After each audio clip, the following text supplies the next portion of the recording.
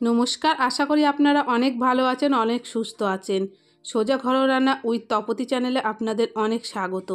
আজকে আমি ওটস দিয়ে একটা হেলদি টেস্টি স্মুদি বানিয়ে আপনাদেরকে দেখাবো। এখানে পরিমাণ মতন ওটস নিয়ে নিয়েছি। ভালো করে কিন্তু একটু শুকনো খোলায় নাড়াচাড়া করে হালকা করে গরম করে নিতে হবে। অতিরিক্ত কিন্তু ভাজা যাবে না। এখানে দেখুন আমি কিন্তু অল্প আঁচেই নাড়াচাড়া করে ভেজে তুলে নেব। এখানে ভাজা হয়ে গেছে, একটা পাত্রে নামিয়ে নেব।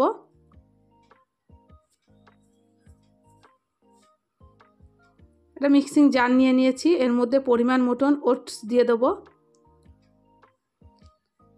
একটা কলা কেটে ছোট ছোট করে টুকরো করে দিয়ে দেবো। আর দিয়ে দেবো দুটো খেজুর। খেজুরটার ভেতরে যে দানা থাকে সেটা কিন্তু ছাড়িয়ে দিয়ে দিতে হবে।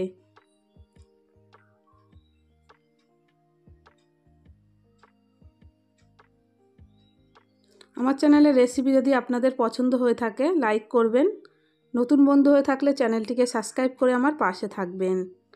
আর দুটো আমন্ড বাদাম আমি জলে ভিজিয়ে রেখেছিলাম, সেটা একটু খোসা ছাড়িয়ে দিয়ে দেবো। এরপরে পরিমাণ মতন দুধ দিয়ে দেবো। দুধটা কিন্তু আগের থেকে জাল করে ঠান্ডা করে রেখেছিলাম, সেই দুধটাই দেবো অল্প পরিমাণ। ভালো করে কিন্তু এখানে গ্রাইন্ড করে নেব। সাইড দিয়ে একটু অল্প মধু দিয়ে দিলাম। দেখুন কত সুন্দর এখানে তৈরি হয়ে গেছে ওটসের স্মুদি। দুটো গ্লাসে কিন্তু ঢেলে নেব। আর নিচের খেজুরগুলো দেখুন অনেকটা আস্ত আছে, সেগুলো ভেতরে দিয়ে দেবো। দিয়ে ভালো করে নাড়াচাড়া করে নেব। তৈরি হয়ে গেল হেলদি টেস্টি স্মুদি।